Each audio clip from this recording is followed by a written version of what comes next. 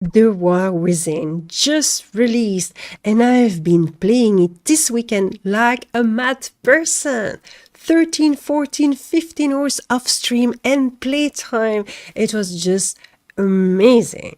So great. I'm so glad to have been taken away in such a beautiful journey. So we're going to speak about The War Within today, and I will explain everything I think about it. Hi everyone, welcome for this new RANTOSAURUS video. I'm Elloa, I'm a content creator on Twitch and YouTube since 2011, which is quite some time, and today I want to share with you my opinion about The War Within. Obviously it's a fresh opinion, we just started, the expansion only have barely 1 week old, but I can already tell you what are my feelings about this. However, be reassured, the first part of this video will be without spoiler, and I will keep the spoiler for the end of the video, so you can navigate easily. Just follow the chapters that will give you a good indication of what you want to see and what you don't want to see. And I really suggest you to stay unspoiled if you have not done the story yet, because it's such a beautiful story. It's really worth to be surprised. Let yourself be surprised. Alright, let's get to it. I love The War Within. I think it's probably the best expansion that World of Warcraft has released, like no joke. It's probably one of the best expansions. It's probably even superior to Wrath of the Lich King. It feels like Blizzard have put so much effort into tailoring this expansion.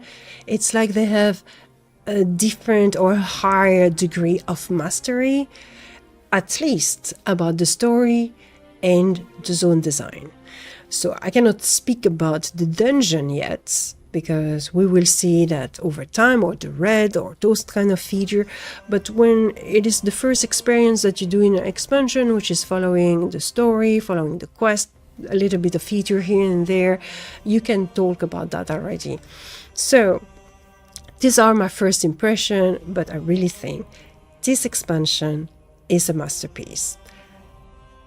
I think Blizzard have just learned about the lesson of the past and then managed to get the bar higher and to have a higher degree of execution. So it is just well crafted. It's beautiful. It's glorious. Let's talk about the exploration first. The 4 different zones are absolutely beautiful. Blizzard have always been very good at zone design. They always have a very nice color palette and a beautiful style. They are very aesthetic, but here, once again, they're very surprising. It's just well done. It's just well executed. It's very interesting. And each area will have their own ambience, their own atmosphere, their whole thematic. A thematic that are very different from zone to zone. So the 4 zones are very different. Yet within each zone you will find different little corners that have different biome or different color palettes, which make the zone very interesting to explore and to discover. If you just fly above, you have this kind of uniform atmosphere, but then you go in different corner and you will see very different atmosphere here and there. It's really well made. It's very beautiful. There's also so much detail, so much little corner that are telling a story, that are just exposing some that make the world alive and make you want to explore more of it. And I think that's something that's very common in this expansion, is that everything is well thought, everything is fitting with each other. There is a very big sense of coordination and consistency, which really enhance the whole experience. So one of the first zone is the Isle of Dorm. The 3 other are in our subterranean zone, so in the caves. And honestly, I was a little bit afraid to spend my whole expansion underground. I was thinking, yeah, you can only do so much with caves, and even with the beautiful screenshot that has been shared on social media, I had my doubt that it would be very interesting. But in fact, it is really beautiful. The tree zone are glorious. They have very different atmosphere, they are really well made, and it's really interesting. It's beautiful. It is not boring at all, not a little bit. It's quite the contrary. Very interesting zone, very atmospheric, and actually I prefer the zone underground than the zone above, I promise you, which is quite surprising. Something that really adds to the experience is the music. The music really carries the story, but also the atmosphere of the zone. And yeah, the music is playing a very big role into this. An example, for example, in the Ringing Deeps, which is a zone where the thematic is all about the earthen, so it's a little bit more industrial, a little bit more construction, you know, what the earthen can do. And so the music have those kind of rhythmic machine sound or metallic sound behind the melody. It's really gives this kind of, it enhances the whole thematic of the area. It's really beautiful. On the other side, Hallowfall, which is this glorious, amazing, beautiful zone, which is all about the fates of the Arati related to the crystal. And you will have the music that goes with it, which really elevates you, and it's so fitting, it's so well made. And the last zone, which is Anquerage, all about the Nerubian and their city, all in purple tone, really beautiful. And then again, with a lot of different little corners, which are different and which will surprise you. You have this beautiful music, which is with a lot of string, a lot of violin, and it just makes sense because the Nerubian are spiders, so string makes sense, and it just fits so well. It's really nice. Now I'm going to speak about the story, and this part will be without spoiler. I will be very cautious about that. In the past, World of Warcraft has often delivered their lore in a very confused way. Sometimes it was not easy to just follow the main story and to understand the plot because the quests were discontinued, or there was sometimes some chronology problem, or sometimes just the lore was not delivered in game but in books, in comics, and other things, in trailers, in video. And if you were not watching all of that, you were missing some depth into the scenario, which could make the story confused to follow. I've very often been very confused, and I had to watch the video of a content creator specialized into lore to actually understand what was going on, which is not ideal. Well, do not worry, this time the war was in, and one of the biggest traits and biggest quality is that it is very well constructed. You really see a very clear plot, a very nice thread that you can follow easily. You will just be taken away, embarked into it, and plunge into this story, in this plotline. And it's very exciting. You have both action, emotion, discovery, and a nice cast of different characters that some you know and some that are new, but it's well tied together and you make a lot of sense, and you are seeing the same person. It's not confused at all. There's a lot of clarity actually to it, and I think that's very important, to really take the players and make them feel emotion, be interested in something. And remember that people are easily distracted. We have our minds scattered all over the place, so something clear is important to keep you going on and to make you more interested. You remember the things. If you have too many different characters, you don't remember every detail, and so you're losing the depth and the profoundness of the story.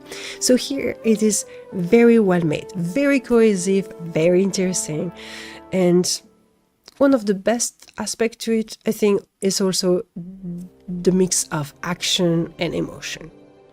That's really well made. So to take back the criticism that was made towards Dragonflight, don't get me wrong, I really love Dragonflight, and if you want to know my opinion about Dragonflight, you can watch this video where I explain you everything about this. But it's true that one of the weaknesses of Dragonflight was sometimes the story, even if they were interesting, they were delivered in a maybe a little bit cheesy tone, or maybe it was too sweet, too sugar candy, or whatever you can call it. Here in The War Within, you do not have that problem at all. The story is profound, the story is intense, the story can be very somber sometimes, and like I say, it's packed with action and emotion, and the characters have a lot of depth. The scenario and the thematic are profound, and there is a nice share of beautiful value, which is something that I appreciate. I like when there is a beautiful message that is shared. Some are very important, but I will let that for the spoiler area. Now, when it comes to the feature, for example, the delve. I think the delve are very interesting, but I cannot really speak about it so much because I've just discovered the system, and that's the kind of discussion we can have after I have played for a few months, I think. Then you will really be able to have an opinion about it. But so far, it's fun, it's pleasant. I really like to hang out with Bran and to explore those delves. They have different thematics, they have different mechanics. It's funny. You can play with a friend, so I just experienced it with a friend or by myself, and in both cases it was enjoyable. So really a system that I will be very curious to discover further. When it comes to the dungeon, I'm a little bit skeptical, but then again, I reserve my opinion for later. I think they were nice and fun, but will it be fun when you do them on repetition? Will it be fun when you do them as Mythic Plus? I think I prefer, personally, a more classical structure for a dungeon, like the Priory. It's my favorite dungeon. Why? Because it's a dungeon that looks like a dungeon. It's glorious, it's beautiful, but it's also very simple. You don't have other things to do. When I am doing a dungeon, what I want to do is to execute bosses and to heal my team. I don't specifically want to ride on my mount or to lit up a candle or stuff like that. That being said, maybe I will get used to it and I will like this new style of creating dungeon. So in case I was not very clear, the dungeon in The War Within contain more special mechanic than in any other expansion before. World of Warcraft has done that before, and since Wrath of the Lich King, where you have in Udgar Keep, you have to throw the javelin to one of the boss. But here you have that in a lot of dungeons. It's more central, and will it be fun on long term when you do it again and again and again, or will it be boring? We will see. So for the dungeon, I'm reserving my opinion, but you know, I think they are trying something new, so we will see if it's nice or not. So now I'm going to speak about some light spoilers. So I'm not going to reveal the story, but I will be speaking a little bit more of the character and what's going on. So if you strictly don't want spoilers, stop the video here. If you're fine with having some light spoiler, by that I'm speaking about the general plots, I'm not going to reveal the secrets, but I will speak about the character. I will speak in particular about Anduin and Faeryn, one of the new characters. One of the story that really touched me the most is the story of Hallowfall and the general atmosphere and thematic of that zone. And both the area itself and the design of the zone, the music and the story go together to really deliver such a beautiful experience. So you have this giant crystal in the cave, which we still don't know where it comes from and what it is exactly. That giant crystal emits this light, and the whole area is bathed into a light. And you can only think about something sacred, about something holy. It's beautiful lights. But then, sometimes, and you don't really know why, it becomes dark. it's probably touched by the void. That seems pretty clear. And when that happens, the whole area is dangerous. So it reminds some scenario of horror story or very horrible fairy tale. Suddenly every danger is looming, and so you have this society which is working like that. So of course it creates this kind of devotion to the light, because the light is protecting and the darkness is dangerous. And everyone gets enclosed in the house when the darkness comes and the bells are ringing and everyone is on their guard, and you have all those quests where the goal is to light up the tower to ensure that the light will be there even in the darkness. But then among all of that, which are the general setting, you have the story of Anduin, which is cut from the light, if you recall, and Firin, which is really big with the light. And they meet together. And it's a very beautiful meeting between her and he. She's like a guide. And I find that the metaphor of this whole area is all about depression. When you are lost in your own darkness, when you are going through a very dark period, you need to keep an eye on the light and remember that the light always returns, the light always comes back. And all the speech that Firin is giving, the line, you can interpret that. It's beautiful metaphor about depression, about a spiritual journey, about a dark night of the soul, whatever you want to relate it to. But it's really the story of, I am in my darkness, but I remember that there is a light within me, but there is also someone who holds the torch. So beautiful, really magnificent. Please enjoy that part. It's just so good.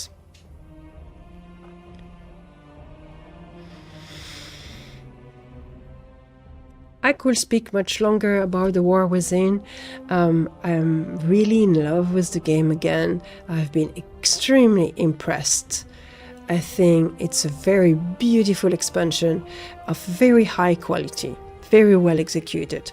And if it's a long time you have not played World of Warcraft, if you're hesitating to come back to the game, if you have been disappointed by the game, it might be the best moment to come back. Because I think we're there for a journey, we're there for a ride, and World of Warcraft is going to show what they can do best, and we're probably going to be very impressed, at least from a story point of view. When it comes to progression, raids, dungeon, gear up, all that kind of things, we will see later. But the story here, the settings, the zone, it's a masterpiece. And that's it for today. Thank you so very much for watching this video. Do not hesitate to follow me on Twitch if you want to see me live. If you're playing on the European server, I also have a community for the people that are hanging out with me and want to hang out more with me.